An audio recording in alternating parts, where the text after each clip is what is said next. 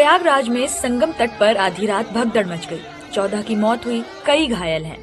इस दर्दनाक मंजर को देखकर हर कोई कांप उठा। लोग अपनों की तलाश में बिलख रहे हैं। भगदड़ वाली जगह से भीड़ हटी तो घायल तड़पते दिखे और डेड बॉडी बिखरी हुई। मेडिकल स्टाफ के साथ पुलिस के जवान भी घायलों और डेड बॉडी का रेस्क्यू करते दिखे। स्ट्रेचर पर लादकर शवों को हॉस्पिटल ले जाया गया।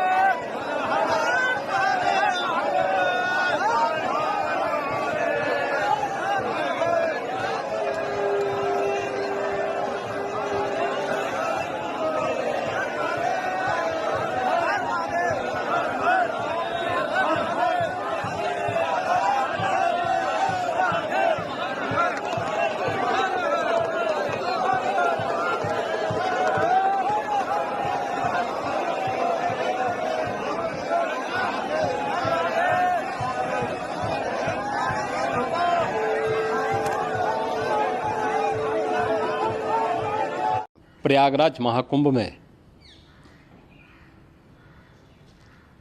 श्रद्धालुजनों की भारी भीड़ है। लगभग 8 से 10 करोड़ श्रद्धालु इस समय प्रयागराज के अंदर मौजूद है। कल भी 5.5 करोड़ श्रद्धालुजनों ने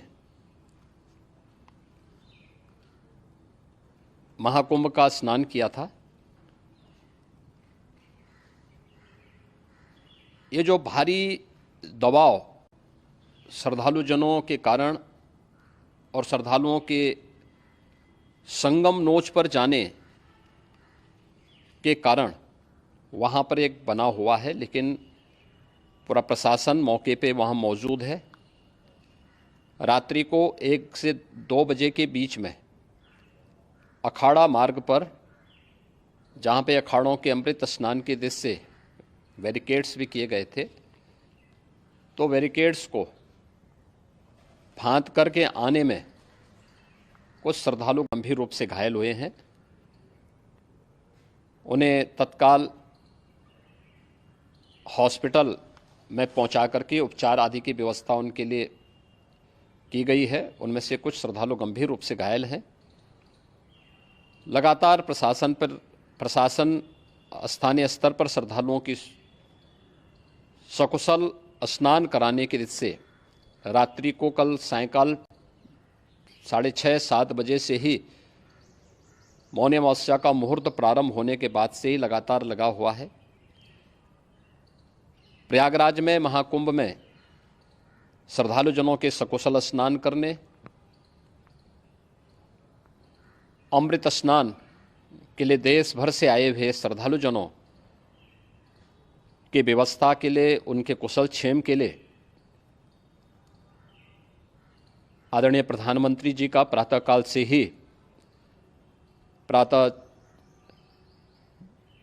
से ही उनके लगभग 4 बार प्रधानमंत्री जी ने हालचाल लिया है। माननीय गृह मंत्री जी ने, माननीय राष्ट्रीय अध्यक्ष भारतीय जनता पार्टी श्री JP नड्डा जी ने, माननीय गृह मंत्री श्री अमित शाह जी ने भी और प्रदेश की माननीय राज्यपाल श्रीमती आनंदीबेन पटेल जी ने भी लगातार जानकारी लेकर के सभी के कुशल क्षेम और सकुशल स्नान कराने के बारे में निरंतर रिपोर्ट ले रहे हैं।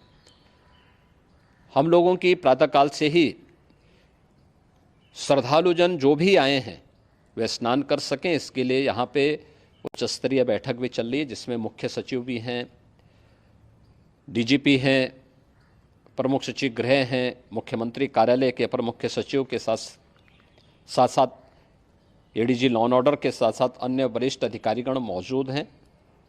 प्रयागराज में हालात वर्तमान में नियंत्रण में हैं, लेकिन भीड़ का दबाव बहुत बना हुआ है। अखाड़ा परिषद से जुड़े हुए पदाधिकारियों के साथ मैंने स्वयं भी बातचीत की है।